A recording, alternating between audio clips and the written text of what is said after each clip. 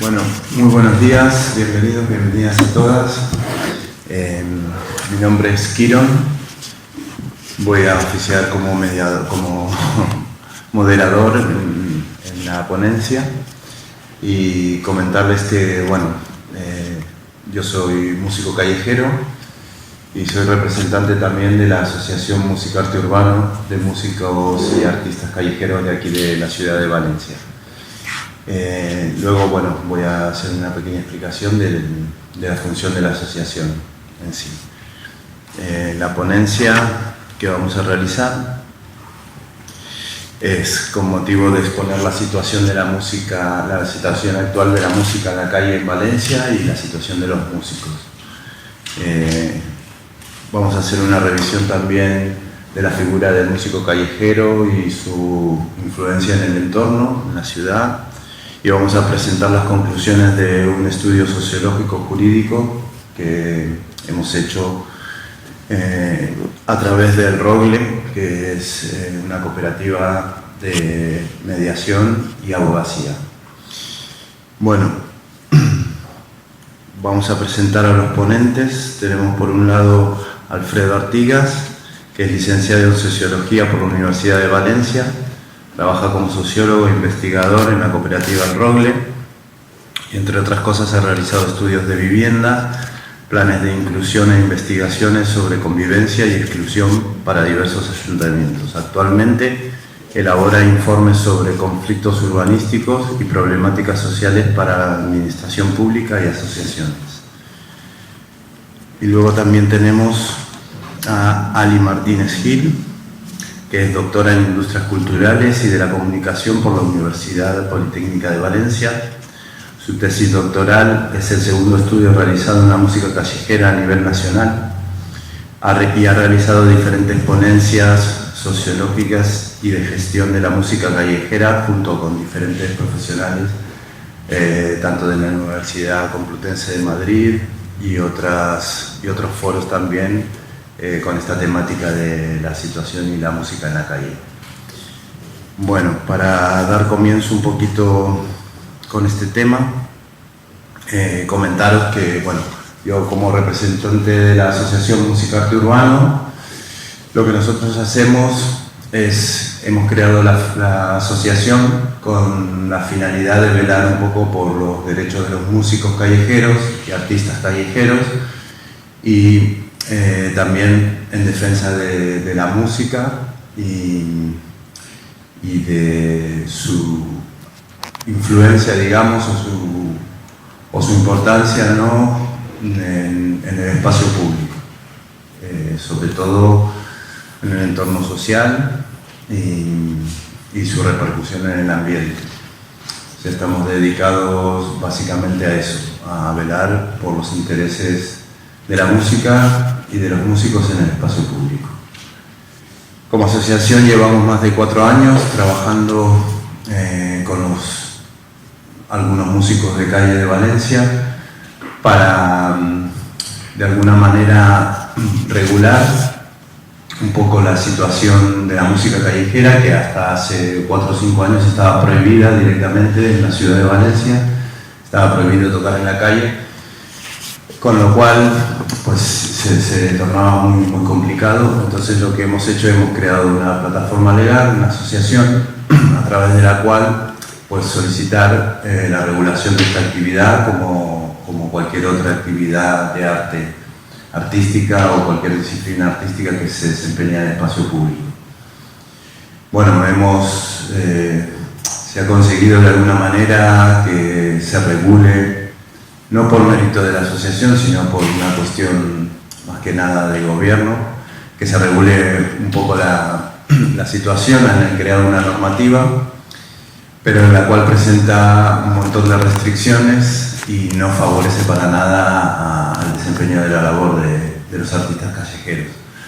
Entonces llevamos, pues, como decía, 4 años intentando modificar esta situación, dado de que las restricciones son al punto de prohibir la utilización de altavoces o de discografías, por ejemplo, y poner mucho también bastante complicado el tema de pedir los permisos y las licencias para tocar en en el espacio público, entre otras cosas, ¿vale? Entonces lo que estamos intentando ya desde hace tiempo es cambiar esta situación y bueno, hemos acudido al estudio, a la cooperativa El Roble para realizar el estudio que vamos a desarrollar luego, para presentar al ayuntamiento a las competencias de espacio y dominio público y medio ambiente, para presentar una alternativa a la actual ordenanza, sujeta, digamos, siempre a un marco legal, ¿no? Y cubriendo las necesidades de los músicos, teniendo en cuenta también, contemplando pues, una buena convivencia entre los vecinos y hosteleros de la ciudad de Valencia. Así que bueno, dicho esto, sin más, damos paso a Ali primero. Bueno, Alicia también comentaron que es gestora cultural de la asociación. Ella lleva organizando también muchos eventos a nivel de conciertos, en colaboración también con los ayuntamientos y diferentes pueblos de Valencia, en donde acudimos los músicos callejeros para dar un poco de visibilidad también a nuestro trabajo a través de la gestión cultural que realiza Ali, creando sinergias de trabajo también con los músicos callejeros y diferentes entidades que organizan eventos y festivales urbanos. Bueno, Ali, adelante, ella nos va a hablar un poquito de la historia, un resumen de la historia del músico callejero.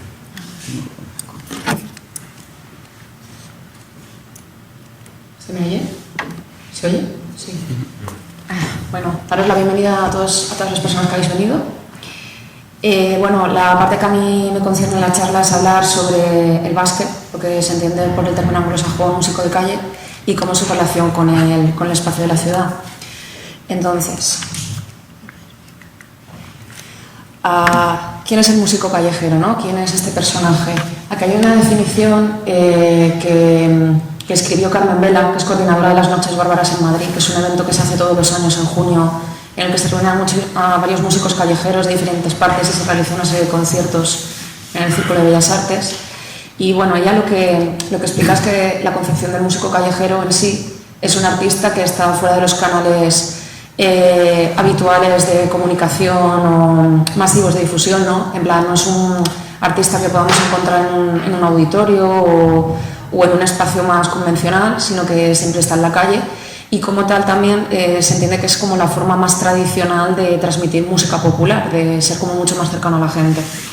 Entonces, no se puede hablar de músico callejero sin hablar dentro de un contexto histórico de cómo ha sido su evolución durante estos siglos, ¿no?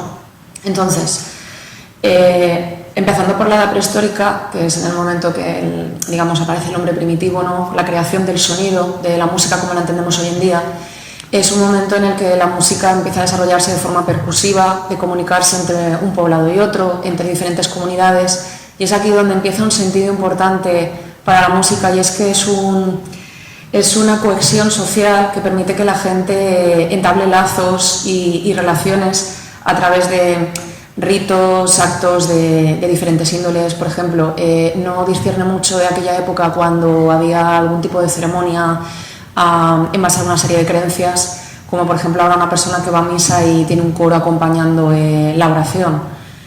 Entonces, esto es una cuestión que se va arrastrando a partir de este punto hasta la edad antigua, ¿no? Con los griegos, los egipcios, ¿no? El sentido ese de comunidad, de civilización, de usar la música como una herramienta que permite estrechar lazos entre la gente. Con la Edad Media es cierto que es un punto de inflexión bastante importante para la música en general a nivel universal, porque aparece la música sacra. La música sacra es una vertiente musical que empieza con el objetivo, ¿no? De atraer más creyentes a la palabra de Dios, y a través de la escritura, de la litúrgica, de la poesía, se va desarrollando una música que empieza a crear la figura del músico asalariado o funcionario, ¿no? Una figura que ya es como más sujeta a una serie de controles y sistemáticas a las que tiene que dar respuesta para conseguir un público muy adepto, muy concreto, y que se va desarrollando a lo largo de los años a través de la burguesía, ¿no? Aquí hay un punto importante para el músico de calle, porque él queda separado de toda esta vertiente y se queda más como una figura a la disposición del vox populi, ¿no? Del pueblo. Esto lo vemos sobre todo en la figura del trovador o el joglar, que es un músico básicamente itinerante, ambulante, que se dedica a ir de pueblo en pueblo transmitiendo noticias o gestas de héroes de la época.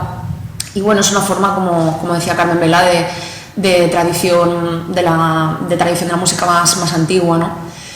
Entonces, conforme avanza en lo que comentaba a nivel histórico con la burguesía, la música sacra por un lado, la funcionarial, ¿no? La formal, a la informal, nos encontramos ya con la edad contemporánea y aquí hay otro punto de inflexión para el músico que son los movimientos obreros y la industrialización, ¿no? El hecho de que la creación con el feudalismo de clases, de separaciones, hace que la sociedad necesite empezar a tomar de nuevo la calle como algo propio, lo público, y aquí es cuando, por temas gubernamentales, ¿no? Empiezan a aparecer la necesidad de estar a un orden público en la calle, porque ya es mucha gente reivindicando derechos, y se instaura el Código Penal, por ejemplo, es cuando aparece aproximadamente, y sobre todo en Londres, que es la fotografía que tenéis a la derecha, así en blanco y negro, que es un grabado de la época, es cuando digamos que el músico callejero sufre el mayor acoso quizá histórico que le supone, al vincular todos estos movimientos a que la persona que está en la calle manifestando sus ideas es un agitador, un hereje, una persona que supone un problema a nivel de control de la ciudad y se le pueden poner condenas como cárcel o incluso pena de muerte en casos muy extremos. Entonces, para mí es una de las épocas peor que sufre el músico, pero gracias a Dios hemos llegado a la actualidad poco a poco con los sistemas democráticos, con el avance de la forma, ¿no?, de gobernar la ciudad. Se va volviendo un poquito más permisivo a la gestión hacia el músico, pero sí que es cierto que a día de hoy, y lo comentarán un poco con el tema del informe, sigue habiendo muchas restricciones que vienen traídas de este momento, de todas estas explicaciones históricas que estoy comentando aquí. Entonces, pasando a la siguiente diapositiva. A ver, el músico para definirlo, hay que verlo como una profesión ambulante, ¿no? Es una persona que, aunque no tenga necesariamente por qué tener estudios, es una persona que se ha formado de forma autodidacta y que tiene derecho a trabajar como cualquier otra persona, pero tiene unas características que lo definen de forma diferente al resto de profesiones.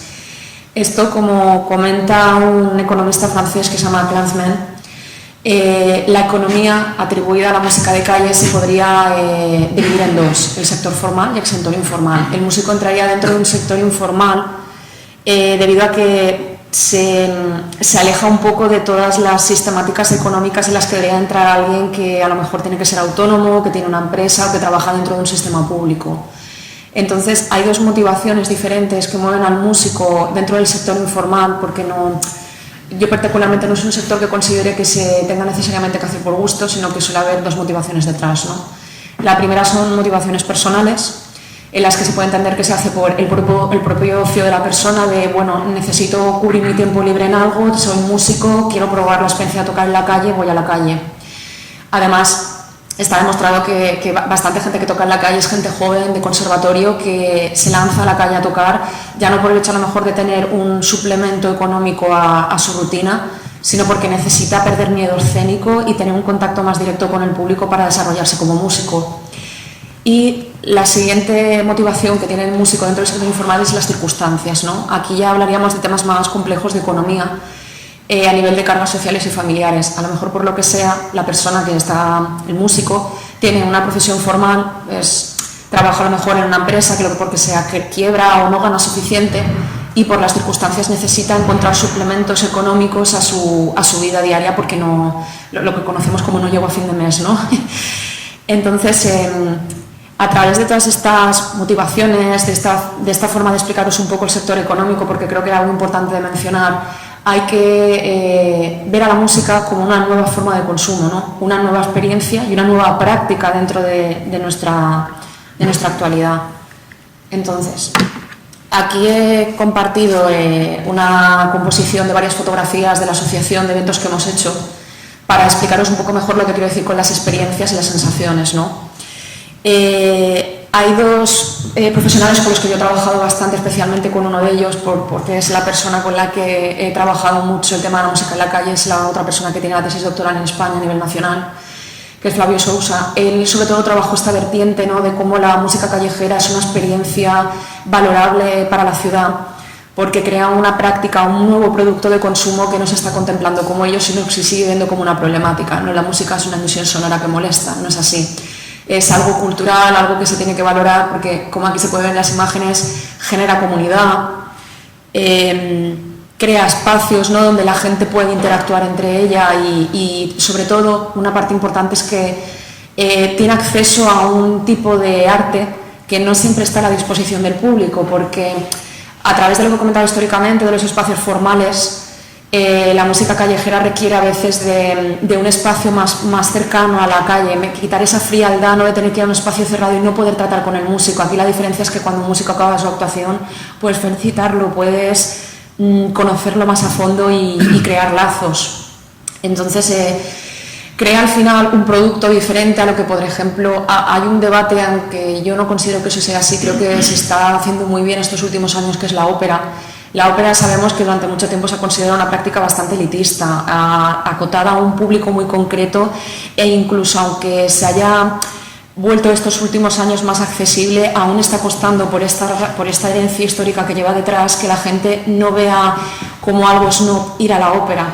Y esto pues, se puede ver en prácticas muy bien potenciadas por las ciudades, que al final de cuentas es el papel que tiene el gobierno como entidad que piensa en la ciudadanía, de acercar la ópera a la gente, que es lo que se ha hecho en ciudades como Viena o Berlín, sobre todo zonas alemanas, ¿no?, donde más cultura de ópera hay, que en los exteriores de estos edificios se ponen pantallas gigantes y la gente que por lo que sea no puede pagar una entrada y ver la ópera, la puede ver en los jardines exteriores sentada en el césped viendo la ópera gratuitamente.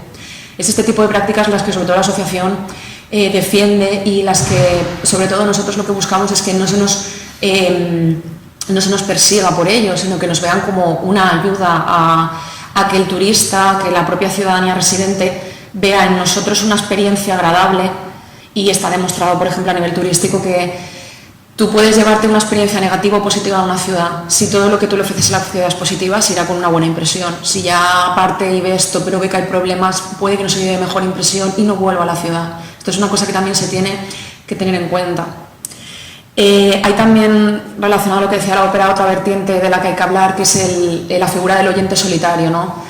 Hoy en día, por el tema de cómo han avanzado las tecnologías, internet, las redes sociales, es muy fácil que el consumidor module lo que quiere oír, cómo lo quiere oír y dónde lo quiere oír, y se acabe individualizando y saliendo de todas estas conceptos de comunidad de los que estamos hablando, ¿no?, de relacionarse con otras personas. Aparte también de lo que decía de que no siempre todo es accesible a todo el mundo.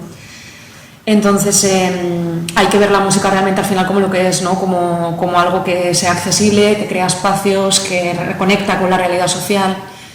Y es por ello que finalmente, acabando ya mi parte de la ponencia aquí, quería comentar que yo, a través de mis investigaciones, considero que la música callejera define muy bien estos seis conceptos, ¿no?, que no los leo muy bien aquí, pero bueno, son cultura, diversidad, respeto, talento,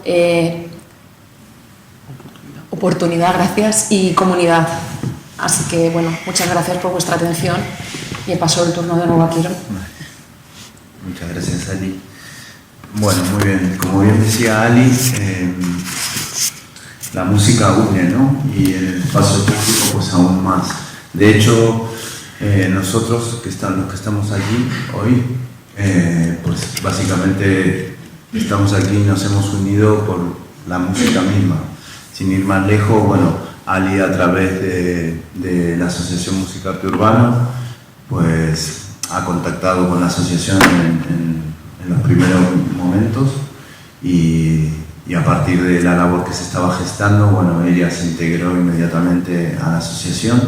Y también yo, como músico callejero, pues una anécdota que fue en la Plaza del Tosal, en el barrio del Carmen. Recuerdo cuando conocí a Adelina, que es una chica que trabaja también en el Roble, que fue así. Yo estaba tocando sentado en un banco y Adelina se acercó con otra amiga pues, a escuchar y a compartir, y bueno, luego nos quedamos charlando un poco, y así se van creando vínculos y se van creando redes sociales, pero de verdad, no virtuales, donde se puede hablar, donde se puede mirar a los ojos a la gente, donde se puede compartir emociones que evoca la música, ¿no? Y por eso desde la Asociación Música Arte Urbano ponemos tanto empeño en defender esta actividad, en defenderla en el espacio público, porque creemos que tiene una gran labor social, ¿no? Como decía Ali, pues de unidad y de comunidad. Entonces, bueno, ahora vamos a dar paso a Alfredo, que es con quien hemos realizado el estudio de la situación de la música en la calle a nivel sociológico y a nivel jurídico, para ver de qué manera podemos modificar la situación actual de la ordenanza municipal que restringe más que regular la música en la calle. Adelante, Alfredo, gracias. Gracias, Girón. Pues vale, yo en principio, bueno, primero a través de lo que ha explicado Quirón, pues existieron unos primeros contactos con la Asociación Musicarte y poco a poco nos fueron trasladando cuáles eran sus preocupaciones, cuáles eran sus problemáticas. Nos contaron que llevaban tiempo intentando cambiar esta normativa que consideraban restrictiva y consideraban que dificultaba la actividad de los músicos de calle de Valencia. Y pues conjuntamente en algunas reuniones fuimos diseñando lo que podía ser una pequeña investigación, un pequeño estudio que por un lado reflejara cómo es esa situación y si existían esas problemáticas y las opiniones y experiencias de los propios músicos, y por otro lado apuntara a la posibilidad de unos cambios jurídicos con base en los resultados en las problemáticas que se habían descubierto a través del estudio. En ese sentido decidimos diseñar una pequeña una encuesta que pasamos a 45 personas, que consideramos una muestra suficiente, 45 personas que estaban o en activo, o sea, tocando en estos momentos en las calles de Valencia, o que habían tocado hacía muy pocos meses. Y con estos resultados, bueno, la encuesta estaba dividida en bloques, ahora iremos viendo los resultados, y después con los resultados pues ya se elaboró el informe jurídico y se vio las posibilidades de cambio que existían en los distintos epígrafes de la normativa. Luego iremos a ello.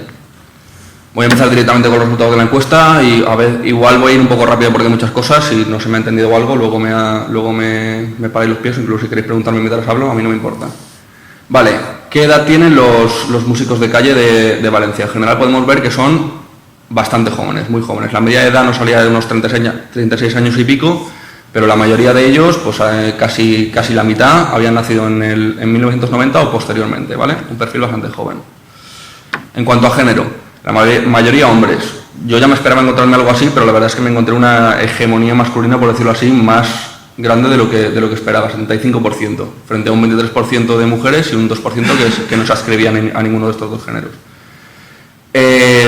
La explicación de este fenómeno, digamos que estaba un poco fuera del ámbito del estudio, pero nos aventuramos a decir, bueno, para tener un dato de comparación, llevamos a la Asociación de Sociedades Musicales de Valencia, que es la gente que lleva el tema de las bandas y tal, que tiene un registro de las personas asociadas. Bueno, pues dijimos para tener un registro más amplio de cuántas músicas y cuántos músicos hay en la ciudad de Valencia. Y nos dieron unos datos que rondaban el 60%, 40%, es decir, había más hombres que mujeres, pero no en la misma proporción que nos salía aquí. Eso quiere decir que existen diversos condicionantes que están haciendo que ciertas mujeres músicas salgan a la calle menos que los hombres músicos. Eso, pues, obviamente, no es el primer ejemplo de machismo dentro del mundo de la música que nos encontramos, pero tampoco está dentro del ámbito de esta investigación profundizar más por ahí. En cuanto a país de origen, pues la mayoría son de origen español, pero un importante 31% son de origen extranjero. En cuanto a esto, pues un dato relevante a este respecto es que esas personas de origen extranjero recibían mayor proporción de multas que la gente de origen español. Luego veremos que la proporción de multas es relativamente baja, pero para mí me parece interesante este dato porque sobre todo se producía entre personas que proceden de países no hispanohablantes, es decir, que quizá el no entender bien la propia normativa, no entender bien la interacción con los agentes podía ser causa de que se les multara con mayor frecuencia. Ahora también preguntábamos si este músico tenía una fuente de ingresos alternativa o no, y nos salió que 36% no tenían ninguna fuente de ingresos alternativa, es decir, la mayoría sí, pero un importante 36% no, o sea, dependía exclusivamente de los ingresos que sacara tocando las calles, lo cual es bastante relevante. En cuanto al perfil musical, como llamamos así por así decirlo, ¿qué instrumentos tocan la gente que toca las calles de Valencia? Pues vemos una cierta variedad, pero una clara mayoría de la gente que toca guitarra y la gente que toca voz. Es decir, se combinan bastante estos dos instrumentos. El modelo de guitarrista cantante es lo más habitual en las calles de Valencia. lo cual está bastante relacionado con el problema que hablamos luego de la prohibición de la amplificación. El tiempo que se piensa tocar. Pues Alicia hablaba antes de como la condición de ambulantes, de viajeros, de nómadas de los músicos de calle, y aquí vemos que en bastante proporción se refleja. Por un lado, porque la mayoría de gente dice que no tiene claro cuánto tiempo quiere tocar, es una actividad bastante indefinida. Y luego también hay bastante proporción de gente que toca en temporadas cortas, bastante de ellos porque igual están de paso. Luego también veremos que hay una buena proporción de músicos de Valencia que han tocado en otras ciudades. O sea, la profesión de músicos sigue siendo una profesión que quizá no tanto como antes, pero se mueve, hay bastante movilidad. Luego también encontrábamos gente que quería tocar 4 años o más, con lo cual bastante dispersión en cuanto a las respuestas del tiempo que se quiere tocar. Y horas a la semana también encontramos dispersión, pues hay gente que toca unas 5 orillas y gente que toca 20 horas, pero la mayoría de la gente tampoco podía definirnoslo, una media de 10 horas a la semana encontramos. Días preferidos, una vez más, la mayoría de gente se mostraba indiferente, pero entre los que sí elegían, claramente, como podréis ver, el fin de semana, viernes, sábado y domingo, los días que más se toca. Y las temporadas preferidas, una vez más, en definición, pero entre los que eligen, primavera y sobre todo verano, o sea, las épocas de buen tiempo es donde más se prefiere tocar en la calle. Zonas preferidas, aquí sí hay una preferencia muy clara por el centro, por Ciutat Bella, por la zona del Carmen. Como supongo que no sorprenderá a ninguno, es la zona más turística, es una zona que es más agradable, con más monumentos históricos, más zonas peatonales, es la zona preferida para tocar por los músicos de calle. Y dentro de esa zona, los lugares preferidos suelen ser terrazas, plazas y calles peatonales. Vale, ahora si pasamos ya del propio perfil a lo que son las experiencias y opiniones de estos músicos de calle, empezábamos preguntando en la encuesta por si consideraban que tocar en Valencia era sencillo o complicado. La mayoría tendían a decir que era complicado, y cuando se les preguntaba ¿y de dónde surgen estas complicaciones?, la mayoría hacían referencia a la ordenanza. Preguntando directamente por si se consideraba que la ordenanza era adecuada o inadecuada, vemos que en un 68% se consideraba inadecuada y en un 26% muy inadecuada. Casi nadie la consideraba adecuada, dicho de otra manera. Las razones que se aludían, luego entraremos en ellas, pero no permitir amplificación, que es poco permisiva en cuanto a lugares y horarios, el periodo de autorizaciones es muy corto y que las percusiones no están permitidas, que coincidía en gran medida con las reivindicaciones con las que en un principio habíamos empezado a hablar con Musicarte. Más experiencia. 2/3 de las personas encuestadas habían tocado en otras ciudades diferentes, como lo decíamos. Esto nos servía como de comparativa. Y les preguntábamos, ¿y consideras que tocar en Valencia es más sencillo o más complicado que tocar en esas otras ciudades? Y el 90% de ellos, de los que habían tocado en otras ciudades, respondían que en Valencia era más complicado. Principalmente aludían a las restricciones de la normativa y a una cierta falta de cultura musical en la calle. Después pasábamos a preguntar directamente por los conflictos y problemáticas. Empezábamos por la interacción con la policía. ¿Se te llama la atención la policía a menudo, poco a menudo? Vemos que un 20% respondían que nunca habían tenido un 19% que nunca habían tenido ninguna interacción con la policía, pero un 81% sí. Es decir, la mayoría de gente que toca en la calle de Valencia ha experimentado contacto y llamada de atención de la policía. Pero la mayoría de ellos respondía que a veces o muy de vez en cuando. Pocos decían que las llamadas de atención se habían producido bastantes veces o mucho. En ese sentido, hay que aclarar que según nuestros resultados, pocas de esas llamadas de atención se convertían en multas. Solo un 11% de los encuestados habían sido multados alguna vez. Y casi todas las multas se habían producido por tocar con amplificación. En cuanto a conflictos con el vecindario, también se suele decir mucho que la música en la calle, sobre todo en zonas saturadas, crea conflictividad. Vemos que si bien había alguna respuesta que hablaba de pequeños encuentros con el vecindario, la mayoría de la gente respondía que o no había ningún problema o existía buena relación. Cuando se hacía referencia a estos conflictos, la mayoría de veces eran quejas leves y sobre todo en zonas saturadas turísticamente, es decir, en zonas del centro donde igual pues la gente ya está cargada no solo por el tema de la música, sino por la turistificación también. Y en cuanto a otro agente al que hay que tener en cuenta en este proceso es la hostelería. Pues aquí la mayoría de músicos de calle eran rotundos. La mayoría, el 100% hablaban que o muy de vez en cuando o ninguna queja, o sobre todo existía una relación que era la respuesta más a la que más hacía referencia. Así que podemos decir que la mayoría de músicos de Valencia tienen una muy buena relación con la hostelería. En ese sentido, vamos ahora con lo que hemos visto la experiencia, hemos visto el perfil. Vamos a ver ahora si apuntamos a los cambios que queremos de cara a la normativa, qué respaldo, digamos, qué opiniones tienen los músicos al respecto. Si preguntamos por las autorizaciones, que ya nos habían dicho antes que consideraban poco adecuadas, el 91% habían pedido alguna vez autorización, aunque solo el 55% de los activos la tenían en vigor. ¿Qué quiere decir esto? Que encontramos cierto desencanto, gente que la había pedido pero ya no la pide. Eso quiere decir que hay una inadecuación, en cierto punto hay una inadecuación. La autorización no le está sirviendo, le da igual tocarse una autorización, no está cubriendo sus expectativas. Pero sí que hay una voluntad de pasar por ese trámite. Las críticas que se vierten sobre las autorizaciones, sobre todo, hacen referencia a los periodos de autorización inadecuados, a lo largas o cortas que son y a la mucha antelación requerida para solicitar. En cuanto a los periodos, un 90%, el periodo actual, no sé si lo sabéis, son 3 meses, es trimestral y rígido. Entonces decíamos, ¿qué preferís? ¿El periodo actual o quizá un modelo doble donde se contemplara un periodo largo y un periodo corto y según una opción que eligiera el propio músico? Pues el 90% elegía ese cambio de modelo, preferían ese modelo doble con mayor flexibilidad. Si vamos a las posibilidades jurídicas de este cambio, esta parte pues me vais a perdonar porque han sido mis compañeros Adelina Cabrera y Luis Fernández. Luis Fernández está aquí presente, así que igual me puede corregir si meto la pata. Yo no soy jurista, entonces aquí voy a resumir un poco las ideas, pero vamos, el resumen más drástico sería: sí es posible un cambio de normativa en este sentido y es muy sencillo. No, el modelo el periodo de la autorización no choca con ninguna otra normativa superior, con lo cual sería simplemente un cambio de redacción, una voluntad política en convertir ese modelo rígido en algo más flexible y dar posibilidad a 2 periodos y estaría vigente la normativa. Nosotros, con base en los resultados de la encuesta, proponíamos 2 alternativas. Una, que la autorización larga fueran 6 meses y la autorización corta fuera 1 mes, y el otro modelo, que la autorización larga fuera 1 año y la autorización corta fueran 3 meses. ¿Vale?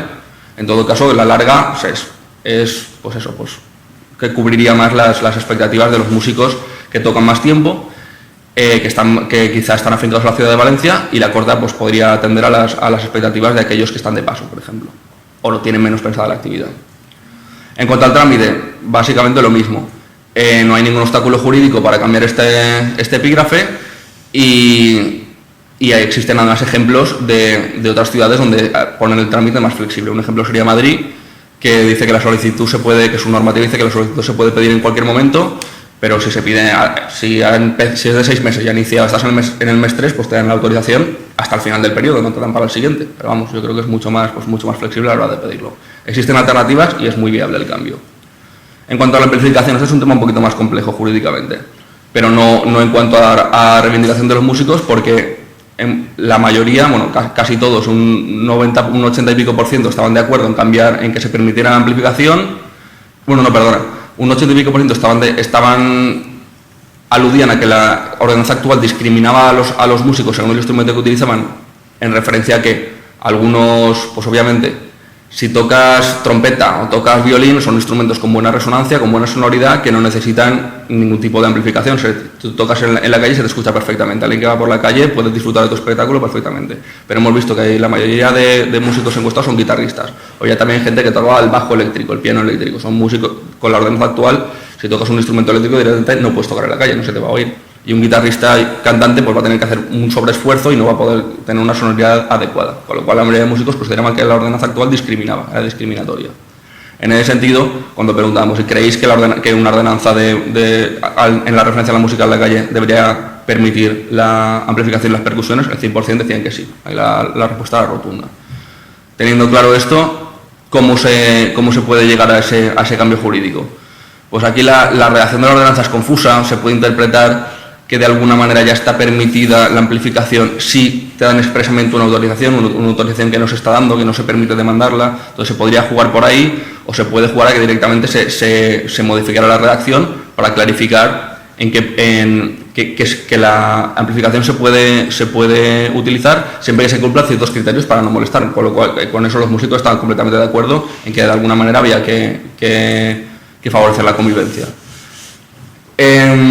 Nosotros creemos que haría falta, o sea, que sería adecuado cambiar la redacción de la normativa, y aludiendo a la ordenanza contra la contaminación acústica, pues habría que ahí se establecen unos límites de decibelios que resultan estrictos y a veces son infringidos constantemente. Igual En el espacio público actualmente hay la normativa establece que 55 decibelios es lo máximo que se puede permitir durante el día. Si hay un poco de tráfico, unos coches pirando, sabéis que eso ya son 70-80 decibelios, por lo cual es una normativa que sirve de referencia y además contempla excepciones. Entonces, excepciones como una verbena y otras actividades sonoras, por lo cual consideramos que se podría hacer referencia a que la música en la calle entra dentro de esas excepciones y permitir unos límites de 90 decibelios quizá en algunas zonas concretas donde se debería estudiar, para zonas donde molestará menos. En ese sentido, pues se proponen como ejemplos las ordenanzas de Madrid, Barcelona o Bilbao. Tenemos que en Madrid se definen las características, aparte de zonificar, en todas estas ciudades zonifican, en algunas zonas permiten amplificación, en otras no. Y en Madrid, por ejemplo, se definen las características del amplificador, pues no sé cuántos vatios pone, pero a partir de cuántos vatios no puedes utilizar el amplificador. Si es un ampli pequeñito, sí que lo puedes utilizar. Y en Barcelona y Bilbao lo que hace es, se mide de que los policías tienen un medidor de decibelios, con lo cual comprueban al volumen que estás tocando, comprueban si los decibelios superan la normativa y en función de eso te llama la atención o no te llama la atención. En cuanto a percusiones, todo lo que he hecho sobre amplificación prácticamente es aplicable a las percusiones. De nuevo, pues había músicos que tocaban percusiones, que tenían intención en que se permitieran y todo el mundo estaba de acuerdo en que se permitiera. Pues en Madrid, por ejemplo, se permite el uso de percusión solamente en algunas zonas y con ciertas limitaciones, y en Barcelona se permite toda la percusión a excepción de algunos tipos de instrumentos concretos que, pues igual bombos, que se considera que tienen una sonoridad excesiva, pero en general estas ciudades son permisivas por la percusión, no así Valencia. Límites horarios. Aquí teníamos, los músicos se mostraban más dudosos, algunos decían que sí, otros decían que no hacía falta cambiar los horarios. En general, el 55% de las personas músicas consideraban que sí que sería adecuado algún tipo de cambio. El 45% proponía alguna modificación. Principalmente se hablaba de permitir tocar los mediodías y si acaso también algunos hablaban de poder alargar algunas noches festivas o de verano. ¿Se puede conseguir este cambio normativo? Pues alargar por la noche es complicado, porque como ya he dicho, la ordenanza de contaminación de acústica establece unos periodos diurnos y también un periodo nocturno, el que es más restrictivo. Consideramos que sería más factible, o sea, a lo largo del día no hay ninguna diferencia, con lo cual es la ordenanza la que decide poner que en el mediodía no se puede tocar. Actualmente, corregidme si me equivoco, desde las 2 hasta las 5 de la tarde no se puede tocar. Con lo cual nosotros consideramos que no habría ningún obstáculo para, por ejemplo, alargar hasta las 3, que es una hora a la que se supone que la gente no está haciendo el descanso post-comida todavía, y encima es una hora de terrazas muy buena para la que los músicos que se quieren ganar la vida con ello saquen algo de beneficio. Y por supuesto no choca con ninguna normativa de orden superior. La venta de discografía era otro tema donde los músicos se mostraban rotundamente de acuerdo con permitir la venta, y más que nada porque el 63% de ellos tenían material musical propio producido por ellos mismos. Entonces, sabiendo que existía la reivindicación de contemplar la venta de discografía, fuimos a la normativa. A ver, aquí una vez más hay un poco más de lío, este tema es un poquito más complicado. En principio, toda la venta en el espacio público tiene que estar muy regulada. Se pretende evitar una mercantilización del espacio público, con lo cual estamos de acuerdo, pero consideramos que la actividad de los músicos la principal es la actuación, y la venta de discografía podría ser algo muy esporádico y muy complementario. Entonces consideramos que la normativa podría contemplar una excepción para esta venta, tal como se contempla para otras actividades esporádicas y complementarias, como es un ganadero vendiendo producto propio o un particular vendiendo productos de segunda mano. Es decir, ya que existen otras excepciones, podría existir una excepción para permitir esporádicamente la venta de discografía de algún músico. Bueno, da igual, se me ha ido y para resumir todo esto en 4 conclusiones, Valencia es una ciudad que resulta antipática, problemática para los músicos de calle hoy día. En voz de ellos mismos es problemática principalmente porque la ordenanza se ha planteado de una manera restrictiva, más que ayudar, pretende prohibir. En ese sentido, plantean una serie de reivindicaciones como las que hemos visto, y todas parecen viables de una u otra forma. Algunas simplemente valdría la pena cambiar una pequeña redacción y voluntad política para hacerlo, y otras sí, para llevarlas a cabo igual habría que definir unos criterios, unas zonas específicas, pero bueno, todas son factibles jurídicamente, y además creemos que, bueno, como bien ha dicho Alicia, no solo factible jurídicamente y posible, sino que deseable, puesto que estaríamos dignificando la actividad de estas personas, y por otro lado estaríamos fomentando pues una cultura, un arte libre al alcance de todos, una generación de comunidad y una mejora de la cohesión social. Así que en manos de... Bueno, también consideramos que obviamente esto es un tema que atañe no solo a los músicos y al ayuntamiento, sino que aparte de la ciudadanía, vecindario, hostelería, con lo cual llamamos a que esto sirva como el inicio de un debate, de una conversación entre distintos agentes para poder llegar a un acuerdo que pensamos que puede ser beneficioso para todos. Vale. Bueno, muchas gracias. Vale, ahora vamos a hacer unos 10 minutitos de ronda de preguntas. Si hay alguna duda, inquietudes o cuestiones que quieran saber con respecto a lo que hemos estado hablando. No sé si alguien quiere comenzar, no sé si hay algún músico aquí o alguien tiene esa intención y queréis hacer alguna pregunta. Pues, yo tengo. Sí, te doy el... Si hay una pregunta principal que sea, ¿dónde tiene que ir el músico a pedir? ¿Perdona? O sea, haya una normativa u otra, Sí. ¿dónde hay que ir a pedir? Vale, eso se pide en el ayuntamiento, ¿vale? Se hace se solicita una licencia o un permiso a través de un registro de entrada en el ayuntamiento. Actualmente se tiene que pedir los primeros 15 días del mes anterior a que empiece el trimestre al cual te van a dar la autorización. Las autorizaciones son trimestrales, ¿vale? Por trimestres naturales. Ahora mismo sería para octubre, noviembre y diciembre, habría que haberla pedido del 1 al 15 de septiembre. Y así siempre, ¿vale? No la puedes pedir en otro espacio temporal, digamos, en otro término. Y en ese caso va por trimestres, entonces, ahora mismo. Sí, exactamente. Ahora mismo va por trimestre. O sea, no podría del 1 al 15 de octubre para noviembre. No. Tienes que ser, ya sería del 1 al 15 de diciembre para enero, febrero y marzo. Siempre y cuando no cambie antes. Esperemos que el 1 de enero haya novedades. Muchas gracias. Bueno, esto precisamente es lo que estábamos comentando Alfredo y yo con el tema de la claridad de los permisos. Por ejemplo, te has preguntado para pedirlo, me imagino que para ti esto es una reivindicación que tenemos en la asociación de que es un poco injusto que alguien quizá que es nuevo en la ciudad, que acaba de llegar, que no conoce la normativa, llegue y se encuentre con este problema, que tú, por ejemplo, ya te has excedido del plazo y tienes que esperarte hasta enero del año que viene para empezar a tocar en la calle, cuando a lo mejor es tu único medio económico para mantenerte. Entonces estás en este tipo de cosas que queremos cambiar. Muy bien. ¿Alguna otra pregunta que quieran hacer con respecto al tema? Sí, pásaselo, por favor. Hola. ¿Puede la policía retirarte el instrumento además de la multa? Cuando por más que tengas autorización y por ahí estés a 3 metros de lo que se llama una zona, no me acuerdo bien el nombre exacto que tiene, el monumento conservado, por ejemplo, al lado de la catedral. ¿Puede la policía retirar el instrumento además de la multa o simplemente aplicarte la multa?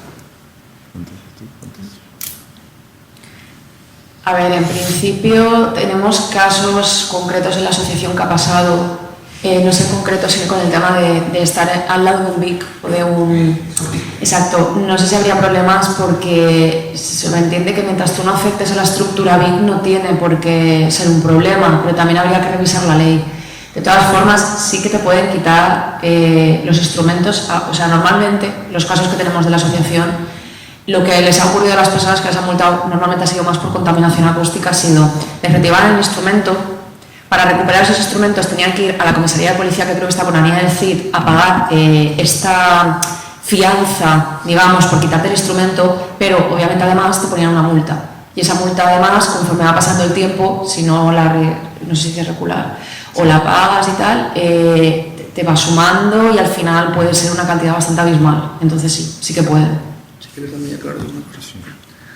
Simplemente decir que efectivamente era una cosa que se puede hacer según la normativa, pasa y cuando pasa es un caso grave porque estás privando de su medio de vida a la persona y además poniendo una multa, pero sí que es verdad que la encuesta reflejaba que sucede poco, sobre cuando pasan son casos graves, pero no es lo más habitual. La mayoría de los músicos no han bebido esa multa y si decíamos que un 11% habían recibido alguna multa, pues los que habían sido recibidos el instrumento igual estamos hablando de un 5%, o sea, era poco habitual, pero cuando pasa es grave. También decirte que, como bien decía Ani, o sea, si es un monumento histórico como tal, tocar cerca de un monumento histórico no daña ni perjudica en ningún caso un monumento histórico, y en la normativa actual no contempla esa sanción.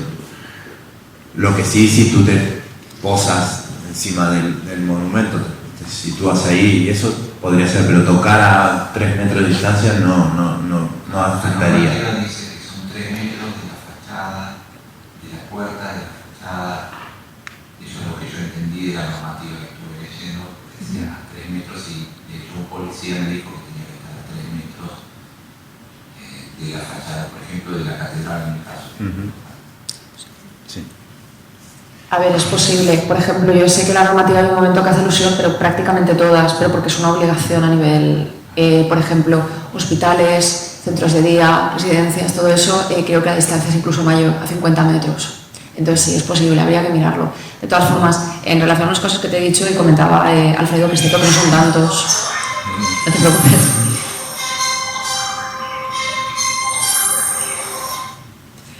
No pasa nada. Los casos que tenemos son poquitos. Yo te puedo quizá decir los 3 para que te hagas una idea, ¿no? Te puedo decir 3 ejemplos. El más famoso es Borja Catanesi, que todo el mundo lo conoce por los medios, la multa muchísimas veces. Él, por ejemplo, aunque obviamente le frustra a nivel de su trabajo, ha podido irse a otras ciudades y bueno, creo que hace poco en una entrevista radio dijo pues que algunas multas las ha subsanado y otras no. Al final es un poco decisión de cada uno. Otro caso que tenemos más cercano es Dandán, que también se ha ido al final a Madrid por temas de lo que estamos hablando, de que allí es más permisivo todo. Esta chica, por ejemplo, solo canta y a veces acompañada con guitarra, pero normalmente canta. Y quizás el caso que hemos tenido más grave de multa porque le quitaron los instrumentos, le pusieron dicha multa y la chica no tenía medios para ni recuperar sus instrumentos ni para pagar la multa. Y la llevamos en lo que pudimos, pero fue complicado. Al final se vio el compromiso de pagarlo todo y esta pues no sé cómo lo conseguía. Al final a lo mejor le prestaban dinero, no lo sé. Y hay otro caso también que Quirón además fue más cercano, quizá te pueda contar más, que es el de Boico, que una vez también le multaron, le quitaron los instrumentos, pero creo que en este caso la policía fue dio un poquito más de manga ancha, se lo puso más fácil. Es decir, cuéntalo tú que estás más al tanto. Sí, bueno, en ese caso lo que sucedió es que no estaban al tanto en la misma comisaría, digamos, y lo fuimos a pedir y expusimos la situación y tal, y nos lo devolvieron en el momento sin pagar la retención del equipo, porque además de la multa se pagaría la retención del instrumento, ¿vale? Pero bueno, eso fue una excepción, porque era como al comienzo de todo esto, entonces no lo tenía muy claro. Lo que sí que es verdad que a nivel informativo, para los que son músicos y tocan en la calle, a ver, requisar el instrumento. Si bien la ordenanza pone que se pueden requisar cualquier elemento no autorizado, ¿vale? Y eso lo contempla la ordenanza, y el amplificador es un elemento no autorizado. No se quedó sin pila. Sí, bueno. creo que sí.